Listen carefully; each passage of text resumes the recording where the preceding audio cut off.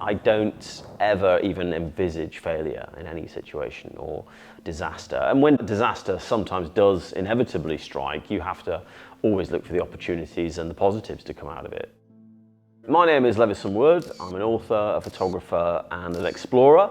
I walked the length of the River Nile, the length of the Himalayas, all of Central America. I've found myself in gun battles in South Sudan. I've been held up at checkpoints in ISIS-controlled areas in Iraq and Syria. I think courage really is quite simple. It's about living and breathing the values that you espouse. If you profess to be adhering to a set of values and standards, you've got to actually live by them. We all know that bad news sells, but actually there's a lot of good that happens in the world. I think spreading positivity is something that we can all do more of, and I think that that's something that explorers can especially do is shine a spotlight on incredible people around the world. To be an effective leader in any environment means that you have to lead by example, and that means being good at whatever you're supposed to be doing. And I think in the world of exploration, it's leading by example, it's setting the right tone, and doing whatever you expect your team to do. You've got to be as good as them, if not better.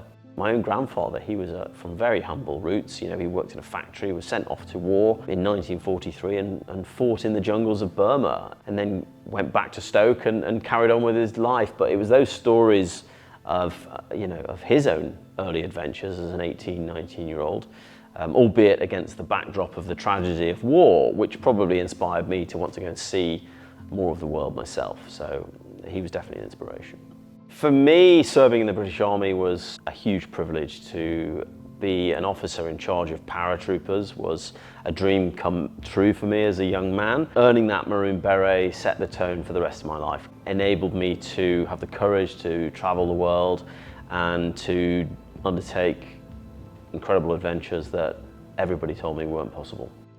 Without nature, we're nothing, and I think we need to spend more time really thinking about our own connection with nature, and I think that's what I'm really getting more interested in now, is how each and every one of us can connect with nature, whether it's by appreciating forests or spending more time outside. I think that's really important. In an age of more and more technology and all of the things that are consuming our lives right now, I think we just need to remember where we come from, which is the earth, and let's do our bit to protect it.